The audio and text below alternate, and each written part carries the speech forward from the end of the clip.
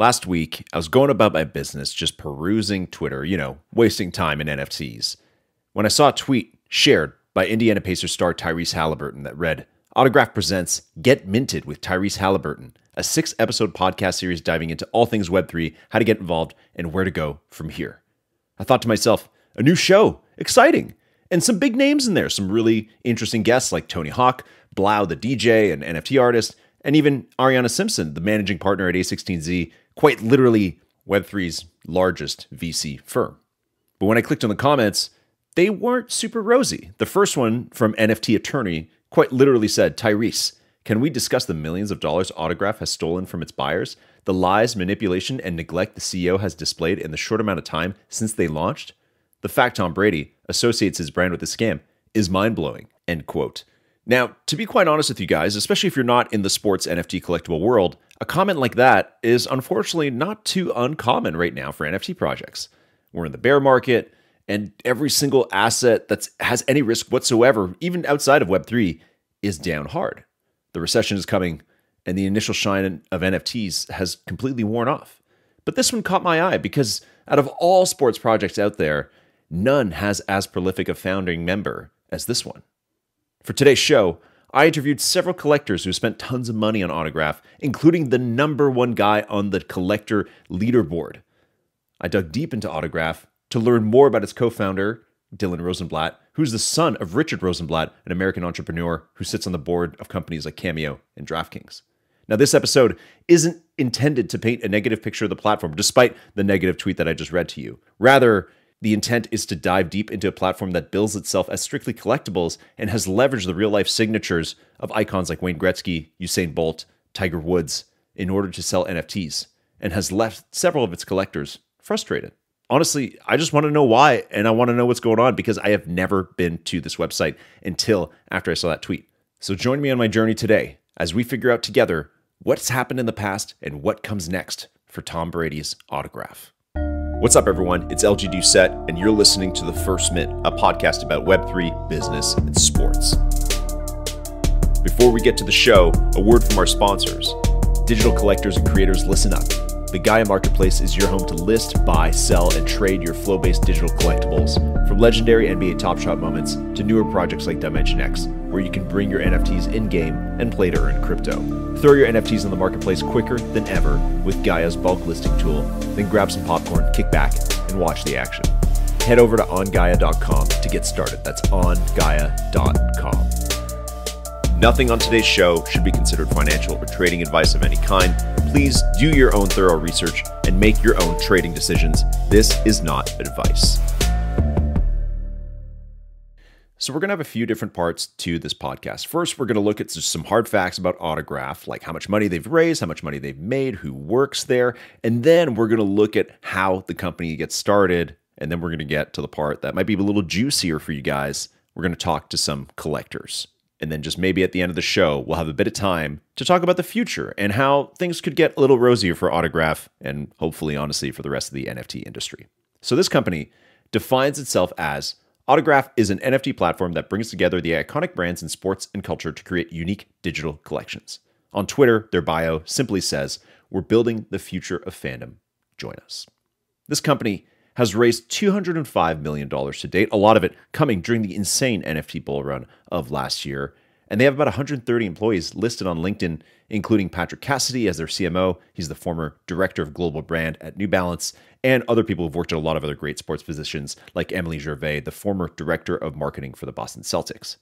The company is co-founded by what seems to be actually quite a few different people. In the press, it's all about Tom Brady and 24-year-old Dylan Rosenblatt. But in other documents, and you kind of dig a little bit more, there are two other co-founders, Josh Payne, who I literally can't really figure out who that is, but he may be a friend of Dylan's because he kind of looks young, but again, that's not a fact, I don't know. And Dylan's father, Richard Rosenblatt, who's an American entrepreneur. Now, in terms of how much money they've made to date and their drops, it's actually kind of challenging to find this information. Since August 2021, they've done a lot of different drops, and they use the DraftKings marketplace, which is like a platform to buy and sell NFTs, to let people trade their NFTs and buy on the secondary market, and also to do their drops. But that platform, and I wish it was a little easier to see like total volume and numbers, is kind of hard to use. So I don't have accurate numbers for you, but I do have an estimation based on just kind of counting up all the different drops that they've sold out and the names they've worked with. Now, those names they've worked with, there's some pretty big ones, which you'll understand once I read them to you why people have bought from this platform. Autograph has sold commemorative or collection-based NFTs of Dale Earnhardt Jr., Derek Jeter, Rob Gronkowski, James Harden, Naomi Osaka, Simone Biles, several for Tom Brady, Usain Bolt, Wayne Gretzky, and for brands like Slam Magazine, which you remember from maybe your childhood, and most recently from the movie Saw, which I guess maybe had a new movie at Halloween. I haven't followed that. So based on that, I've kind of assumed they would usually sell, like maybe they do something like sell 16,000 of like a Tom Brady NFT with different tiers. They'd sell them for like $60, $80, $40, like kind of a mix. I've kind of estimated that they've made anywhere between $8 and $12 million of revenue since launching last August of 2021. Their NFT drop strategy is pretty simple. They launched these collectibles that have sometimes like signatures from the players, which is actually kind of cool. Like they'll send an iPad to the athlete and they'll sign, and then that'll go directly onto the NFTs. They'll also sell like NFTs of like single season records. For example, Wayne Gretzky, greatest player, a hockey player of all time. They have some collections for different records that he's broken, which will never be broken. They're completely insane, but like he has the most points in NHL history, most goals in a season, that kind of stuff. So they have these kind of digital puck NFTs that say that, and they have, you know, hundreds, thousands of them that people can collect. Now, along with those NFTs, they have promised and delivered on some utility and rewards. If you're new to NFTs, it's very big in the NFT community. People want something back, kind of like a loyalty program when they buy NFTs. And these rewards kind of, you know, promise different levels of access. For example, they'll get to, you know, collectors will get to have a Zoom call with the athletes. They'll get to do like occasional actual real life meet and greets. And most recently, they dropped an NFT collection called the Season Ticket NFT with Tom Brady that promises, and I quote, "Our newest collaboration with the legendary Tom Brady gives fans unique access to exclusive content, digital collectibles, custom-made merchandise, and private in-person events." However, to date, the collection has actually failed to sell even like 1,000 units of its 2,500 intended supply. So like we teased in the intro, not all has been delivered, and many collectors who put a lot of money into the platform seem pretty unhappy so far with the return. I spoke to many of them before making this podcast. And before we get to that, let's take a look at how this platform actually got started.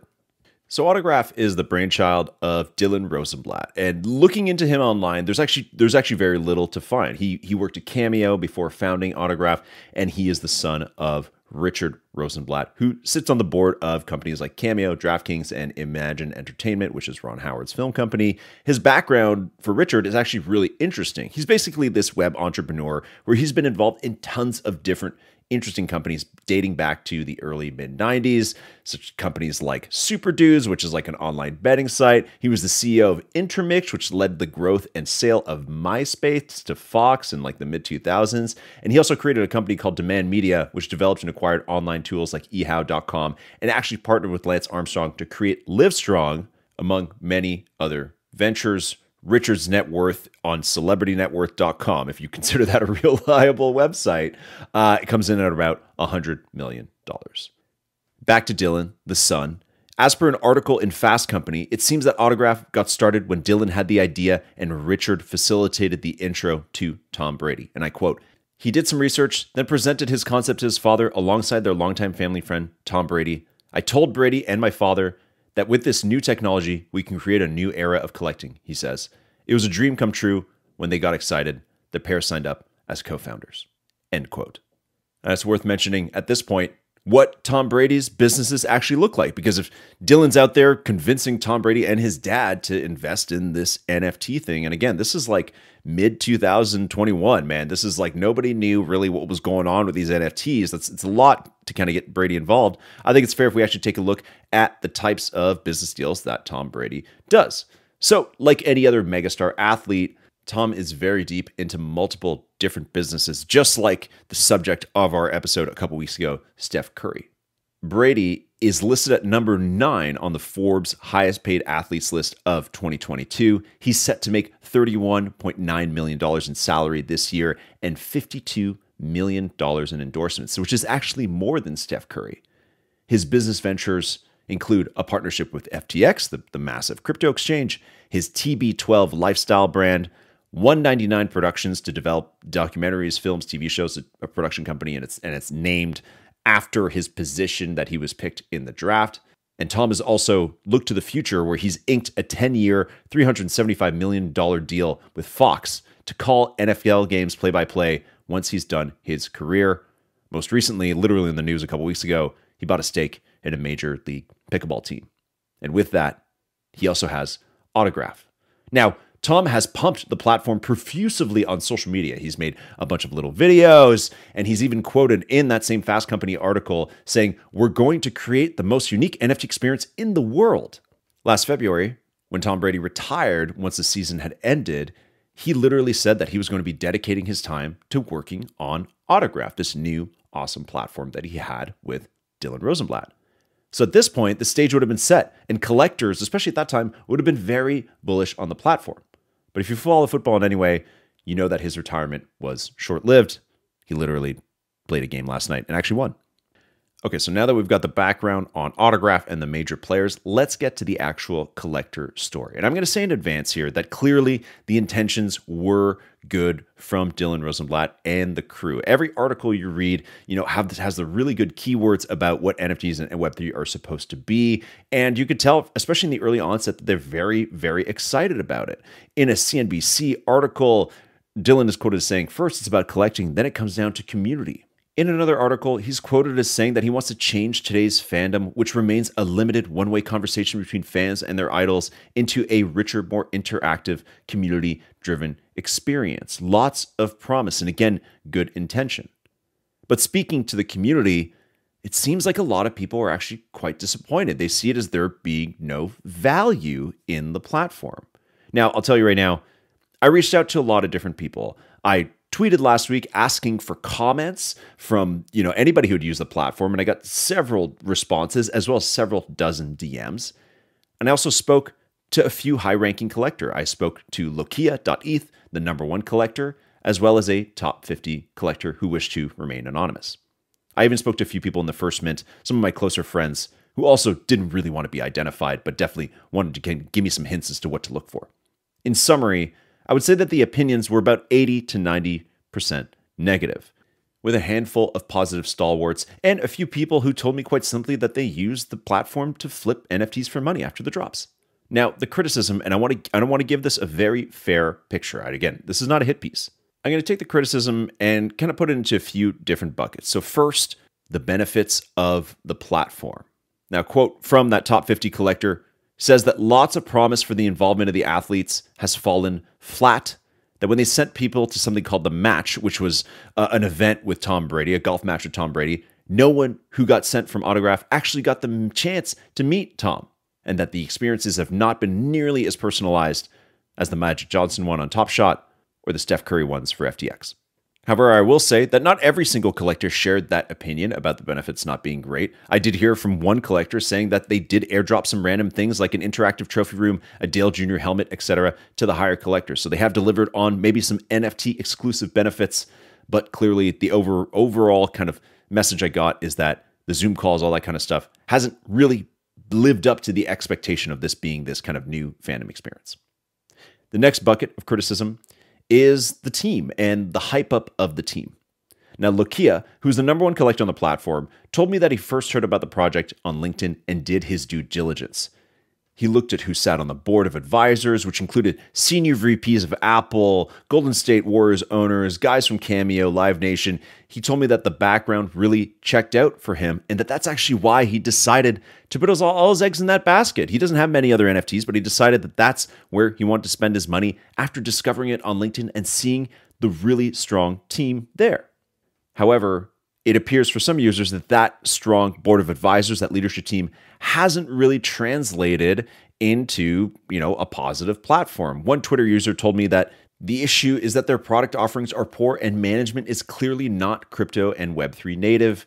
When in Twitter spaces, you hear how they talk about things, you can tell they don't get it. In a comment on my tweet asking for comments, actually pointed to the partnership with DraftKings as not really having delivered on the clout of the DraftKings name. This was from the user Crowntown, He said, I thought definitely a ton of potential based on the user base of DraftKings, but feels like they just left it hanging without connecting it to any of the functional aspects of DraftKings, which was my hope.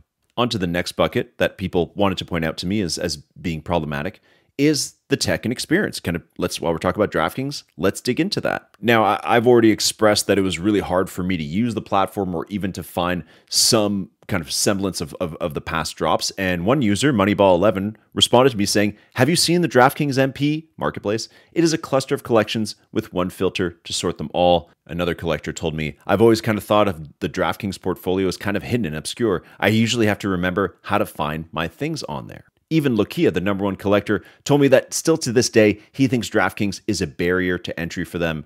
And that top 50 collector who wanted to be anonymous told me that DraftKings may have used Autograph as a guinea pig to test the marketplace data for their own project in the fantasy football game Rainmakers. So I will say that I do think it's fair for people to be frustrated with the actual experience, especially considering the way that it was hyped up. Listen to this clip, which is from Props and Drops, which is the show with Matt Kalish, who's the CEO of DraftKings, and Gary Vaynerchuk, who is a very well-known person in Web3, let's say, in an episode where they had Dylan on the show, and they discussed a feature which would allow people to move their NFTs off DraftKings into Ethereum mainnet, and how excited they are for the feature. We're going to be able to take these NFTs out of marketplace and put them on main ETH, right? And then that's going to create a new dynamic that we haven't thought about. The cross bridging is going to happen and seem normal for a lot of people soon.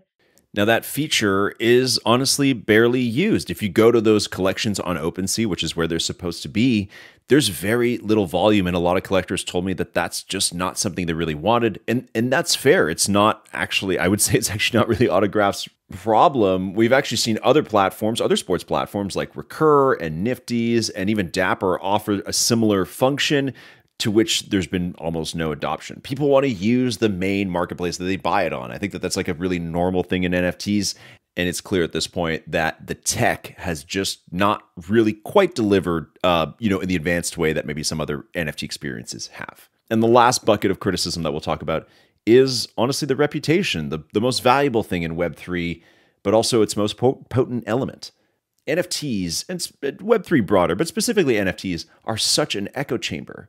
And once a project has a certain reputation, it's actually really challenging to recover. Now, I'll quote you directly from that top 50 collector who has spent over 6 figures on the platform. He told me straight up that the platform is grossly mismanaged and he's not sure how it's going to do. He felt like they were force-feeding us with cadence early on and that the project lacks Web3 intelligence. He actually referred to it as a slow rug and told me that the project has trouble admitting when they're wrong, and that there was a point last year where the community may have caught Autograph red-handed in trying to impersonate Tom Brady in Discord, which is kind of where they have their community. He told me that they did an AMA, like a question and answer period with Tom Brady, who was there present in the Discord, but that fans quickly found out that Tom Brady was at practice during that time.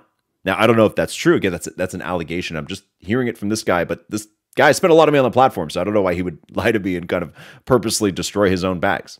So anyways, again, these issues are honestly quite common in Web3 sports projects. I've stated that before, and I'll say it again, like a lot of projects that we cover actually deal with very similar issues. Maybe not impersonating the greatest football player of all time. Again, not sure if that's true, but I think what we need to do now is actually look to the future. And we've gotten the testimonials from the collectors.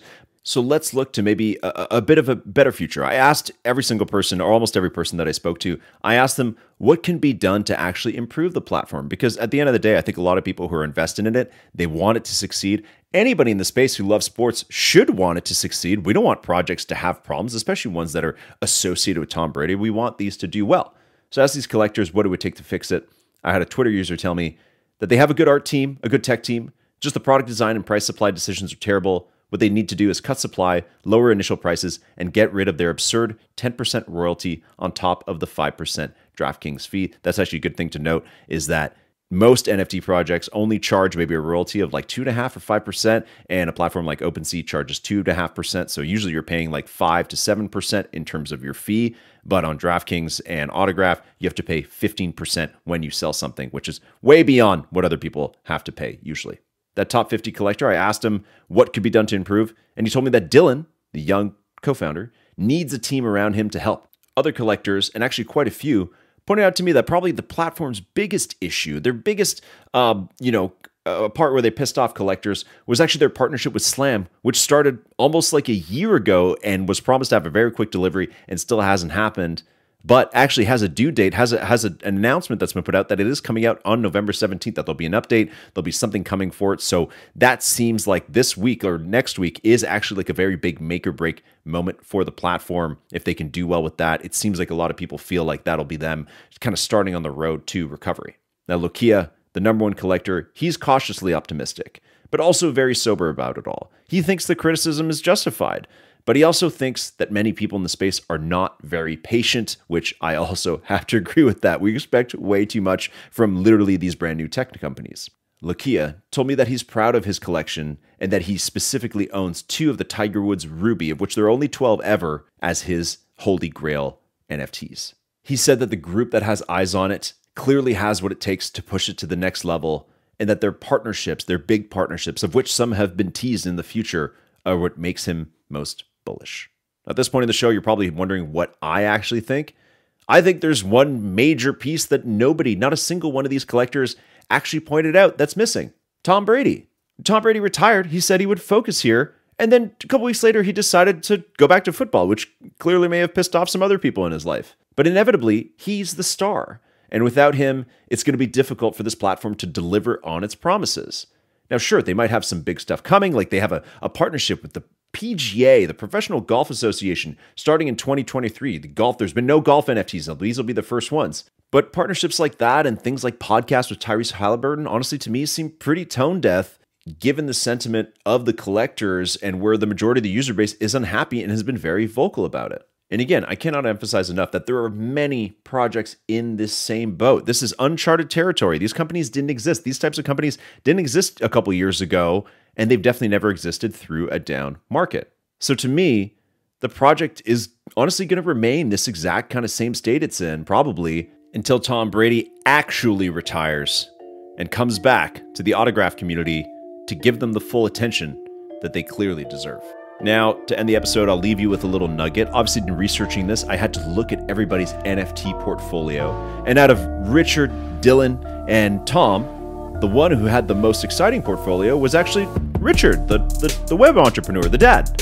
His NFT portfolio is awesome. He has a Bored Ape, a Mutant Ape, he has the 2 pieces of land, he has $60,000 in ApeCoin, he has a CryptoPunk, a Doodles, a World of Women, and a Meebits. Now, I'm not sure if he bought all of these. A few of them seem to have been transferred to him from people in the DraftKings community, specifically Matt Kalish, the CEO. But still, he has these, and they're worth about 300 grand. So that gives him some pretty sweet street cred, and maybe that's another reason to be bullish, is that you've had somebody who's been, building businesses in the internet for almost 30 years involved here and knows how to survive different market cycles. Anyway, hope you enjoyed the episode. If you have some thoughts or comments, hopefully not too hateful ones, feel free to hit me up at LGDoSet. And as usual, please hit that 5-star button on iTunes. We'll see you next time on The First Mint.